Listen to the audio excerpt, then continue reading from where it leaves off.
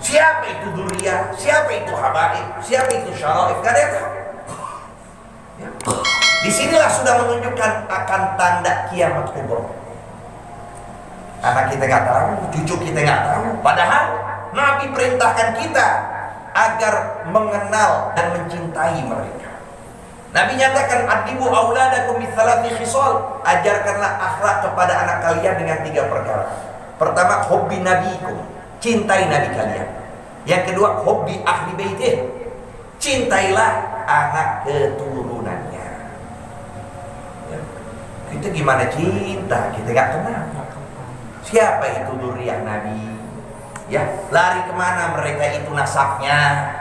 Ke Sayyidina Hasan atau ke Sayyidina Husain? Bagaimana cinta kita kepada mereka? Cinta kita kepada mereka, lihat keadaannya. Kalau mereka itu orang ya yang kurang dalam masalah ekonomi, kita punya, maka kita berikan apa yang kita mampu.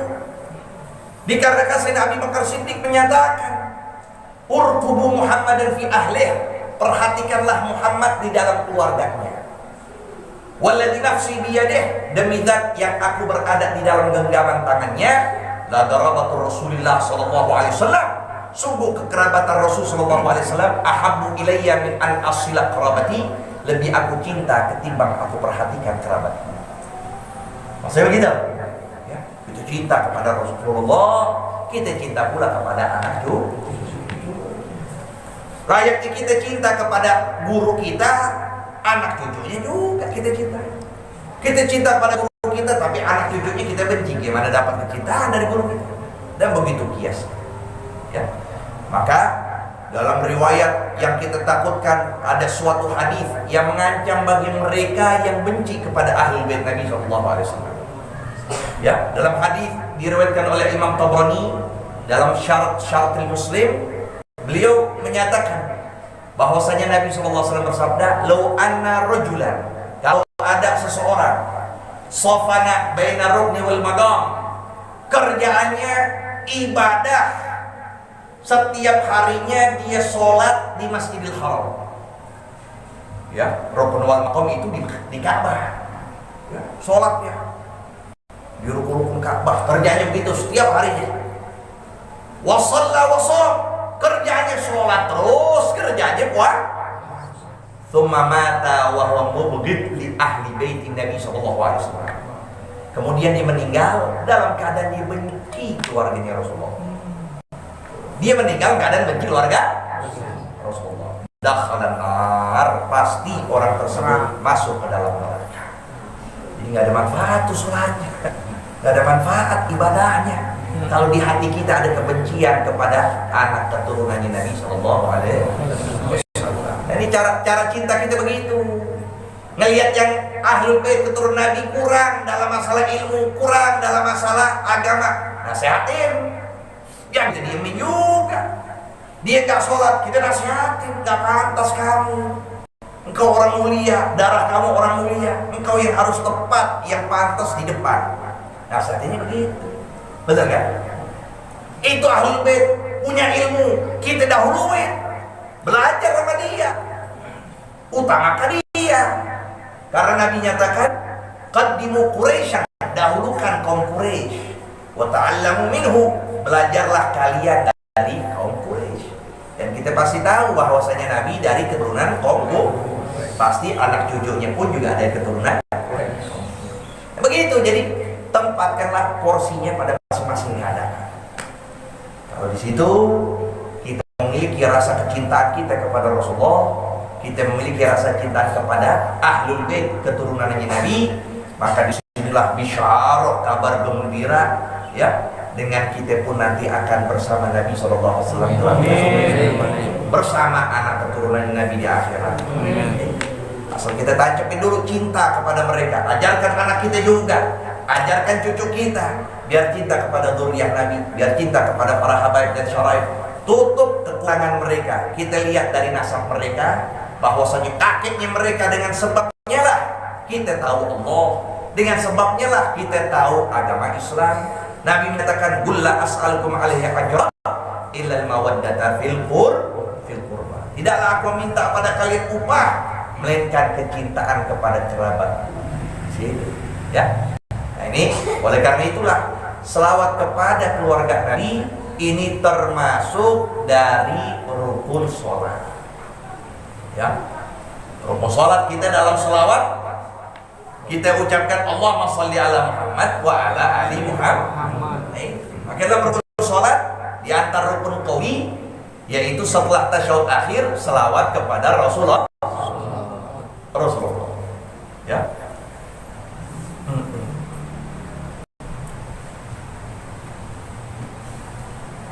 Wa ashabihi dan para sahabatnya. Madamatil ardu was samawat. Juga para sahabat. Nah, inilah keistimewaan akidah ahli sunnah wal jamaah.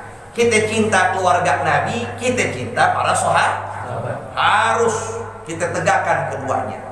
Enggak kita benci salah satu. Kita cinta kepada sahabat, tapi kita benci keluarga Nabi. Enggak. Atau sebaliknya, kita cinta kepada keluarga, kita benci para sahabat.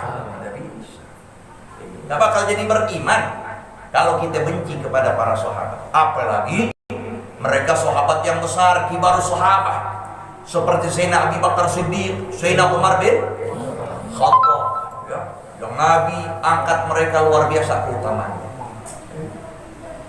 Maka sini keistimewaan para sahabat pun harus kita taklimkan mereka. Ya. Sahabat ini siapa? Adalah manijtama mu'minan bin Nabi, orang yang berjumpa dalam keadaan beriman kepada Rasulullah ba'da nubuwatihi, tapi syaratnya itu setelah Nabi dapat predikat Nabi dan Rasul. Ya, ada para mereka itu yang beriman kepada Nabi, tapi sebelum Nabi diangkat menjadi Nabi dan Rasul, nggak dikatakan sahabat mereka. Seperti banyak para rahib yang lihat tanda kenabian Rasulullah, ya. Dilihatin semuanya di dalam kitab-kitab mereka yang tercantum semuanya bahwasanya ini betul. Pada usia 9 tahun Nabi pergi ke kota Syam, ada satu rahib melihat bahwa ini orang betul-betul tanda kenabian yang ada di dalam kitab Taurat dan Injil ada di situ. Maka dia diundang. Nabi SAW diundang. Ketika mendekati sudah semuanya tanda kenabian, cuma satu yang belum ada. Langsung dia ngiterin Nabi SAW, dia ngiterin. Dilihatin apa yang kurang? Kurang adalah khatamun nubuwah, ya, tanda stempel kenabian. Stempel kenabian ada di belakang beliau, tengkuknya itu seperti baydatul hamamah, telur burung merpati, agak nonjol. Dan Nabi pada usia 9 tahun dilihatin aja, ya, sampai terakhir dia pegang, udah mulai nimbul di sini, udah lengkap, udah tanda kenabian Rasul Sallallahu Alaihi Wasallam. Dia beriman. Nah, imannya dia apakah disebut sahabat ya? Enggak. Karena ketika itu Nabi masih ketika usia 40, siapapun mereka beriman pada Nabi pasti dikatakan sahabat. Ya. Dan juga syarat itu fi hali hayatihi, di dalam kehidupan Nabi. Kita ada orang melihat Nabi pada zaman sekarang, misal, ya, bisa-bisa aja. Enggak suatu kemungkinan, ya, suatu hal mustahil. Bisa kita berjumpa Nabi. Orang bisa berjumpa Nabi dalam keadaan bermimpi. Nah, akhirnya dalam keadaan bermimpi dia bisa berjumpa Nabi dalam keadaan terjaga, bisa-bisa aja. Karena Nabi menyatakan dalam riwayat sahih, man ra'ani fil manam fasayarani fi yaqdhah wa lam yatamathal bi syaitan. Siapa orang yang berjumpa padaku di dalam tidurnya, sedikit lagi dia akan menjumpaiku di dalam terjaga dan tidak menyerupai aku syaitan yang bisa menyerupai aku. Nah, mereka yang berjumpa Nabi, beriman pada Nabi, ngelihat Nabi, apakah dikatakan sahabat? Ya, karena ketika itu, ya, Nabi sudah meninggal. Syaratnya harus bukan kehidupan Nabi. Dan ijtima'an muta'arifan, pertemuannya itu pada umumnya di alam dunia, bukan di alam langit. Dari sinilah bisa kita ambil kesimpulan bahwasanya Nabi Allah Isa, itu dia tuh. Nabi Isa kita yakin masih hidup kan? Masih hidup. Dengan ruh dan bukan ruh saja. Nah, ketika malam Isra Mi'raj mereka berkumpul, termasuk Nabi Isa alaihissalam dengan jasad dan ruh. Beliau beriman kepada Nabi. Beriman pada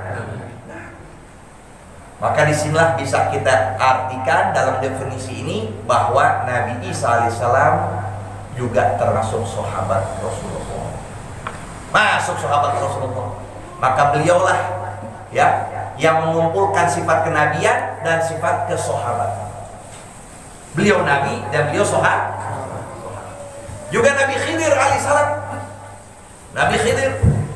Itu Khidir nama julukan. Kenapa namanya Khidir? Karena ketika beliau menyender apapun tempat jadi hijau tuh. Iya, jadi hijau, bukan uang aja kita mata kita. Lagi nyender, lihat langsung berubah hijau. Makanya dikatakan Khidir dari kalimat akhbar. Yang mana beliau punya nama Balia bin Malkan. Siapa namanya? Balia bin Malkan. Balia bin Malkan. Ada ulama menyatakan man arafa ismahu wa isma abihi dakhalal jannah.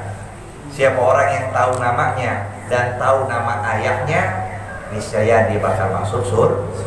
Balia bin Malkan. Ya. Nah, Khidir juga berjumpa Rasulullah. Beriman kepada Nabi dalam keadaan Nabi hidup. Maka beliau termasuk juga sahabat. Ya. Madamatil ardu was samawat, selama ya selama bumi berpijak berada, was samawat, dan juga selama ada 7 lapis lah. Nah, ini dia. Dan rahmat dan salamnya atas penghulu kita Nabi Muhammad, hambanya dan pesuruhnya, penghulu segala penghulu, dan atas segala keluarganya dan sahabatnya selama masa berkekalan 7 petala bumi. Petala artinya lapis. Dan 7 petala lain. Amma ba'du fayaqulu al-abdul faqir al-muthib ajani Muhammad Ismail Daud al-Fatani khadimul fuqara bi Makkah al-Muhammadiyah. Ya.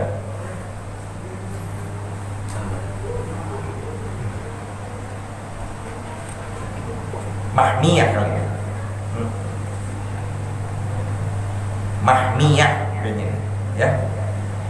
Amallahu bi altaf saniyah. Mahmiyah, bukan Muhammadiyah nih, benar itu? Bi Makkatil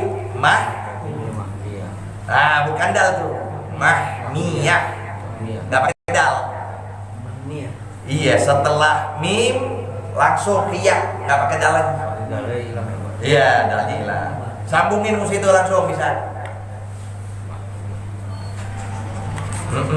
Adapun kemudian daripada itu maka lagi akan berkata hamba yang fakir. Fakir. Hamba yang fakir, yang berdosa lagi yang ya aljani, yang melakukan kesalahan dan mengusahakan dosa. Maksudnya dia itu dari sifat tawadhu, sifat rendah hati, yaitu Muhammad bin Ismail Daud al-Fatani khadimul fuqara di dalam negeri Mekah yang dipelihara akan dia. Amahallahu bi altafin saniyah. Ya. Semoga di sini arti semoga Allah memperlakukan dia. Allah, semoga Allah memperlakukan dia bi altafin saniyah, dengan beberapa lemah lembut yang cemerlang. Maksudnya dengan lemah lembut Allah yang maha tinggi, yang tinggi gitu. Ya. Qad sa'alani ba'dul muhibbin, telah meminta kepadaku sebagian para kekasih, yaitu murid-muridku, an ajma' lahu risalatan shaghirah, untuk aku menghimpun, ya, bahwa aku menghimpun untuknya suatu risalah yang kecil. Mutarjamah bil lughatil jawiyah, yang diterjemahkan dengan bahasa Jawa, bahasa Indonesia. Mutadamminah li arkan Islam, yang menghimpun ini risalah mengenai tentang rukun Islam. Ini kita sayangkan banyak umat Islam nggak tahu rukun Islam apa. Coba anak sekolah kita tanya deh, SMP, SMA kita tanya, apa itu rukun Islam? Berapa rukun Islam? Bengang-bengong dia. Ada yang nyata rukun Islam puasa pertama. Ada yang nyata rukun Islam adalah iman kepada Allah. Banyak nggak tahu. Ya, prinsip dasar dalam Islam aja sudah kita nggak tahu. Coba kita tanya pulang, ya, Bapak Bu, nanti kita punya anak Bu, kita punya cucu, tanya rukun Islam berapa? Rukun iman berapa? Ini rukun Islam, rukun iman, fondasi keislaman seseorang. Kalau rukun iman, rukun Islam kita nggak tahu, ya gimana kita mau tahu agama kita?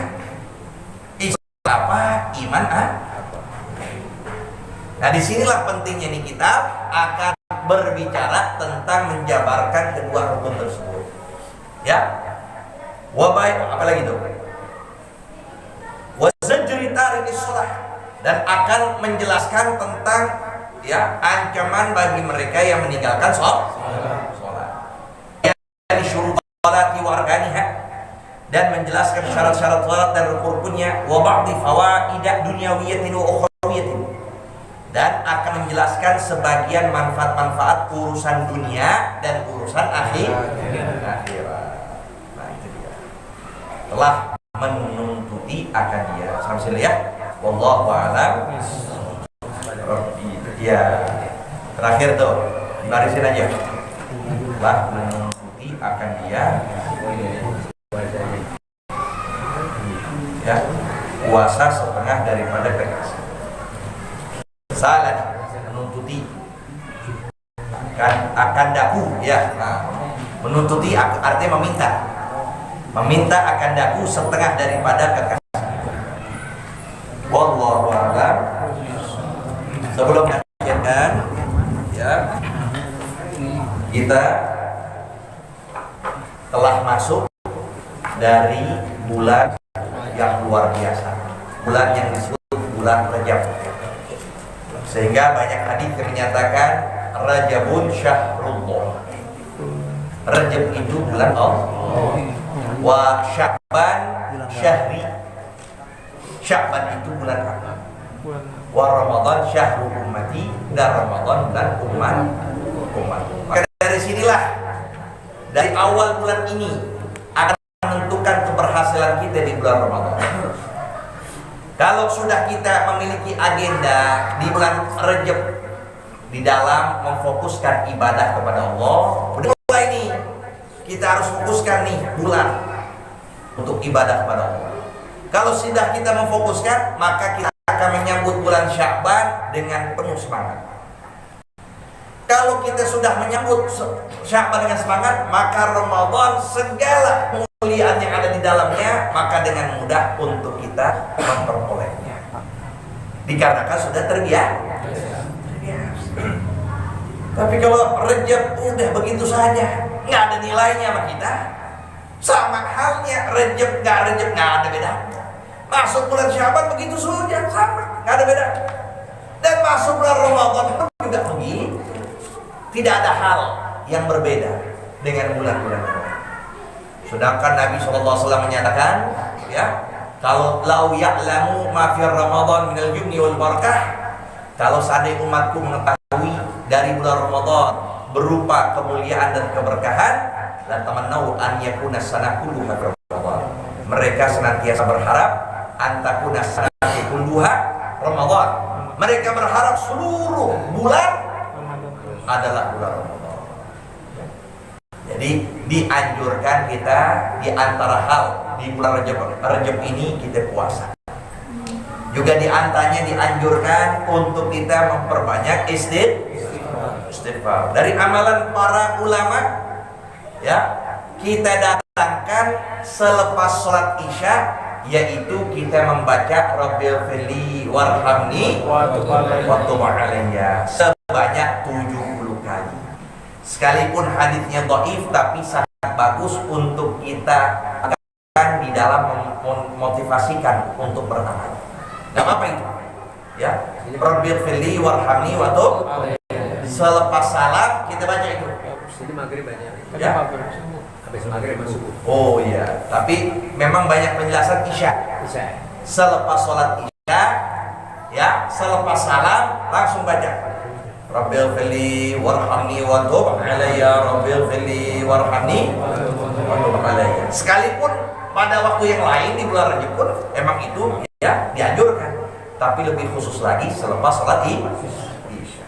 Ya, karena memang ada hadis sekalipun dhaif itu menyatakan selepas sholat isya. Ya, maka hendak ya, insyaallah memberikan taufik hidayah kepada kita semuanya sehingga bisa kita mengagungkan bulan yang penuh keberkahan Rajab ini. Nanti kita pulang keadaan sehat walafiat, kita berharap pada Allah agar kita dapat bulan Sya'ban dan pun juga Allah berikan kesehatan untuk kita, untuk saudara kita, untuk seluruh kaum muslimin, agar kita pun juga dapat bulan Ramadan dan Allah berikan taufik hidayah untuk kita mengamalkan apa yang ada di bulan Ramadan sehingga keluar bulan Ramadan penuh keberkahan, penuh kemuliaan dan kemenangan untuk Islam. Al-Fatihah ini kami yang khairat dunia wal akhirah wa ila hadratin Nabi sallallahu alaihi wasallam. Fatihah. Bismillahirrahmanirrahim. Alhamdulillahi rabbil alamin. Arrahmanir rahim. Maliki yaumiddin. Iyyaka na'budu wa iyyaka nasta'in. Ihdinas